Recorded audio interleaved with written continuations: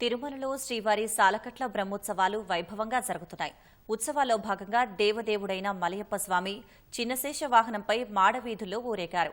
మురళీకృష్ణ అవతారంలో భక్తులకు అభయ ప్రదానం చేశారు.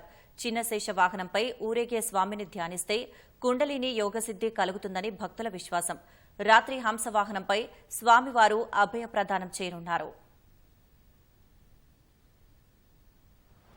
ప్రాచీన కాలంలో రాజులు పట్టాభిషేకం చేసుకుంటారు.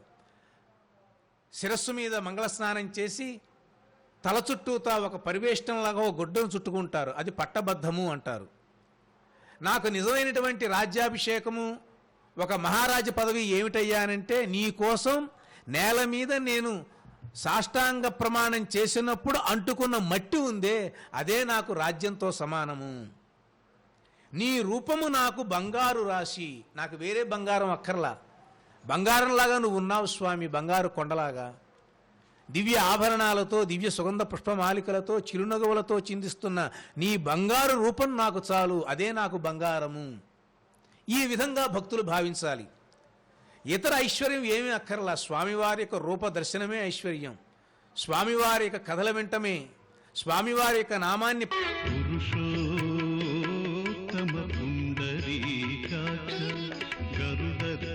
కరుణానిధి శ్రీహరి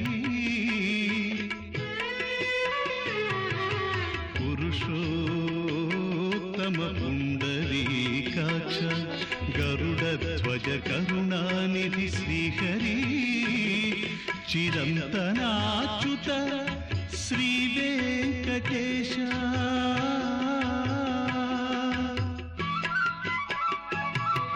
చిరంతనాచ్యుత శ్రీ వెంకటేశ నరమృగతే నమో నమో నమో శ్రీహరి నిత్యశేష గిరీశ మోహనాకార ముకుంద నమో. స్వామివారు సర్పిత పింఛమువాడు, నవ్వు రాజిల్లెడు మోమువాడొకడు, చల్వల మానధనంబు తెచ్చెవో మల్లియలారా, మీ పొదల మాటున లేడు గదమ్మా చెప్పరే అంటూ ఎంతో ఆర్తితో భక్తితో గోకుల యొక్క హృదయాన్ని పోతన ఆవిష్కరించడం జరిగింది.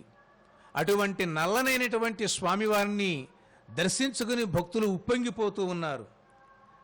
పద్మనయనములతో, కృపారసంతో, శిరస్సు మీద ఉండేటువంటి పింఛముతో, నెమలి పింఛముతో, నవ్వు రాజిల్లేటువంటి మోముతో ఉన్నటువంటి ఈ మలయప్ప స్వామి, ఈ వెంకటేశ్వర స్వామి శ్రీకృష్ణ పరమాత్మగా ఈనాడు భక్తులకందరికీ దర్శనాన్ని అనుగ్రహించేటువంటి ఒక పుణ్యమైనటువంటి సమయాన్ని మనం అందరం అనుభవిస్తూ ఉన్నాము.